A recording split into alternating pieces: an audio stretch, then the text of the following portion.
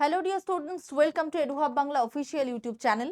সরকারি চাকরির ক্ষেত্রে 33% মহিলাদের জন্য আসন সংরক্ষিত থাকবে, এরকমটাই ঘোষণা কিন্তু উঠে এসেছে রাজ্যের বাজেটে।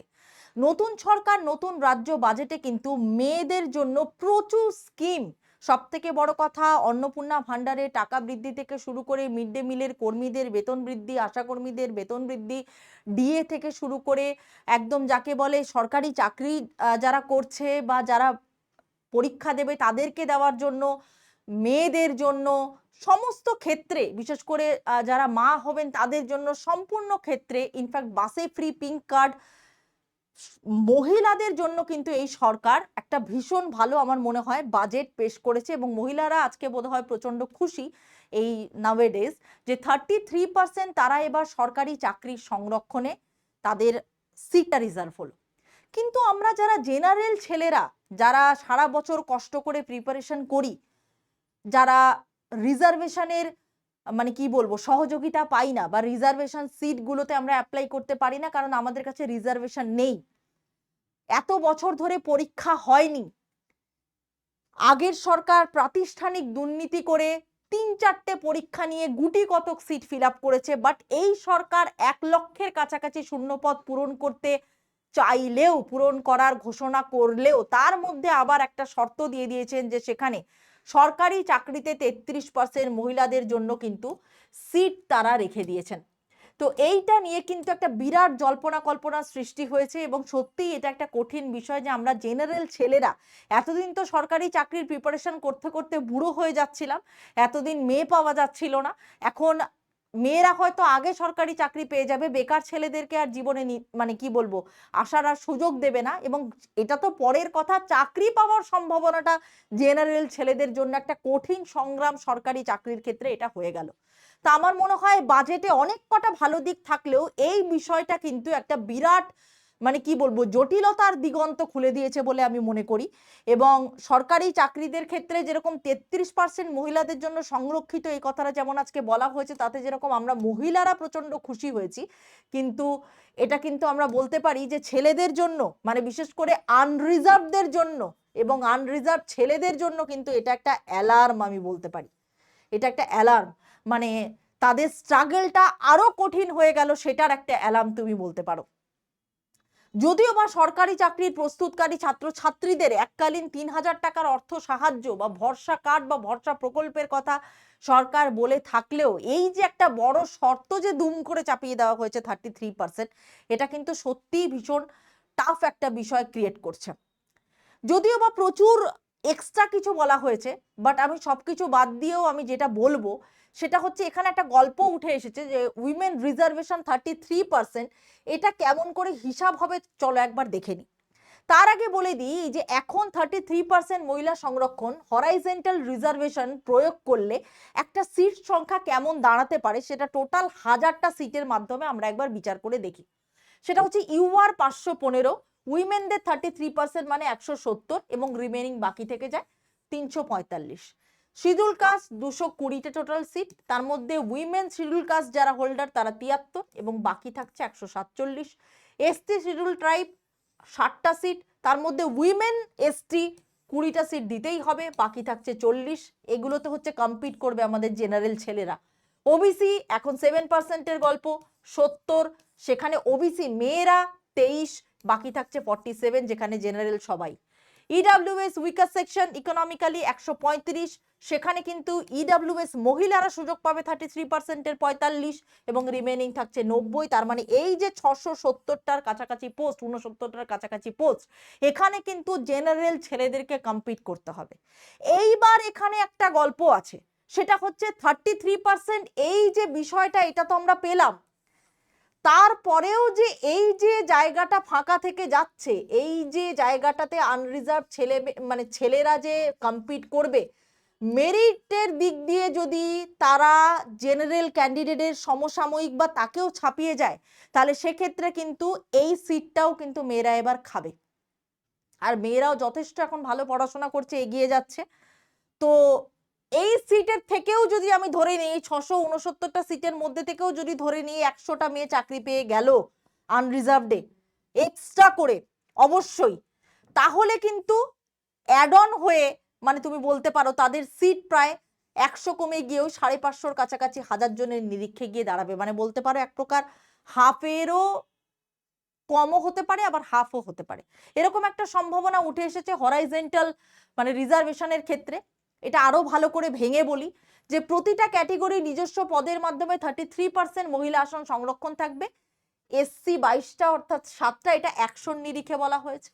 এসটি 6টা, মহিলা 2টো ওপেন থাকছে, মানে ওপেন থাকছে মেল ফিমেল 15টা, এসটির ক্ষেত্রে 4টে, ওবিসির ক্ষেত্রে 5টা, ইডব্লিউএস এর ক্ষেত্রে 7টা, ইউআরদের ক্ষেত্রে কিন্তু 37টা।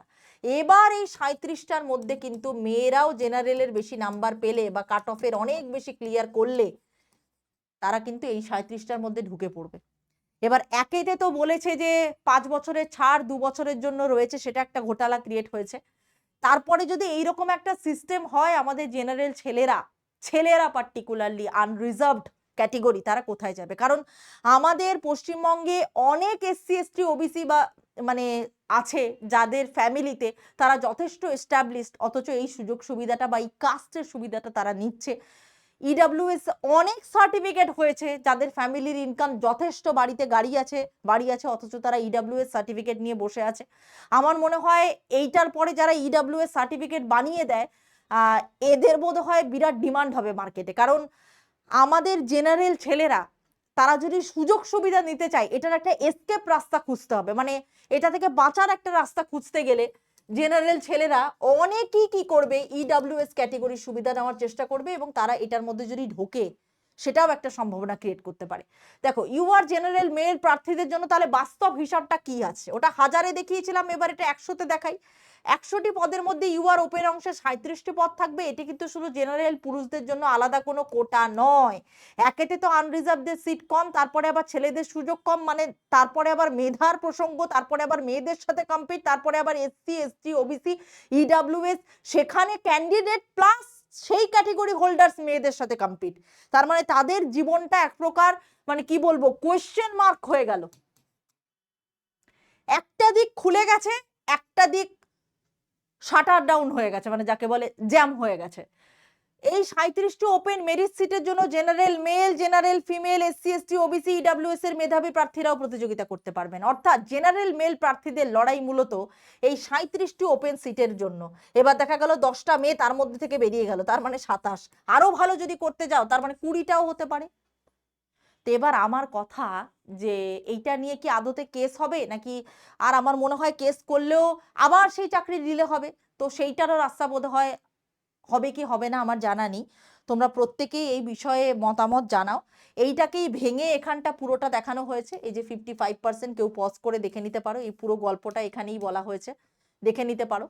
তো আমি বলবো যে এই যে এত হিউজ 1 লাখ কর্মী, অর্থাৎ কর্মসংস্থান 1 লাখ রিক্রুটমেন্ট, শিক্ষক শিক্ষিকা শিক্ষাকর্মী 50,000, পুলিশ 20,000, বাকি ক্লার্কশিপ ডাব্লিউবিপিএসসি হ্যান ত্যান এগুলো মিলিয়ে বাকি যে সিট থাকে 30,000 বা 40,000 অ্যারাউন্ড যদি আমি ধরে নেই, তার মধ্যে থেকেও এইরকম লেভেলের কম্পিটিশন, তাহলে এখন ছেলেরা যাবে এটা কোথায়? এটা একটা বড় কোয়েশ্চেন মার্ক বলে আমি মনে করি। তোমরা কাইন্ডলি এর মতামত জানাও।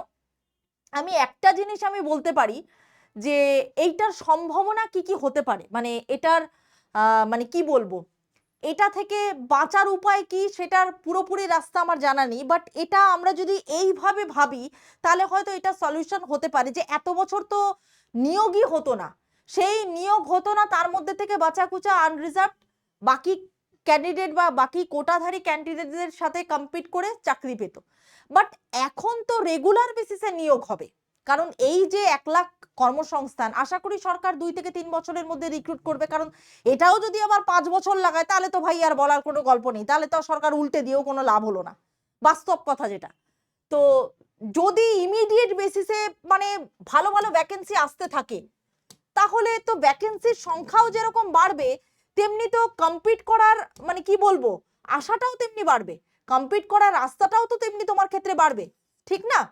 কারণ যদি লাগাতার ভ্যাকেন্সি আসতে থাকে সেক্ষেত্রে তুমি কম্পিট করারও সুযোগ বেশি পাচ্ছ। বারবার ভ্যাকেন্সি বেরোতে থাকলে তুমি সেক্ষেত্রে তোমার সিট সংখ্যাটাও ক্রমে ক্রমে বাড়তে থাকছে। কিন্তু যদি এই লম্বা সময় ধরে প্রায় 10 বছর ধরে কোনো নিয়োগই হচ্ছে না, ওই বাঁচাকুচা 100 200 300 পোস্ট আসছে, সেখানে তুমি গিয়ে ঢোকার চেষ্টা করছো। এবার তুমি নিজেই ভাবো 300 পোস্টের রিজার্ভেশন তুমি মেনে নেবে, নাকি 30,000 বা 3,000 পোস্টের রিজার্ভেশন তুমি মেনে নেবে? সেটা আপ টু ইউ। তোমাদের প্রত্যেকের মতামত এখানে গ্রহণযোগ্য, তোমরা অবশ্যই জানাতে ভুলো না। এবং আমার মনে হয় এটা নিয়ে সত্যি ভাববার বিষয় আছে, কারণ এতগুলো ছেলের ভবিষ্যৎ বা এতগুলো পুরুষের ভবিষ্যৎ যারা নিজের পায়ে না দাঁড়ালে, বিশেষ করে যাদের জীবনটাই হয়তো থমকে যাবে, তো তাদের জন্য সত্যি এটা ভাববার বিষয়। কারণ পরিশ্রম এতদিন তারা করছিল, হতাশা বাড়ছিল, এবার পরিশ্রমের জোরটা আরো বাড়াতে হবে, হতাশা হয়তো বাড়বে বই কমবে না। তোমরা জানাও, প্রত্যেকে ভালো লাগলে লাইক করো, শেয়ার করো এবং অবশ্যই অবশ্যই সাবস্ক্রাইব করতে ভুলো না।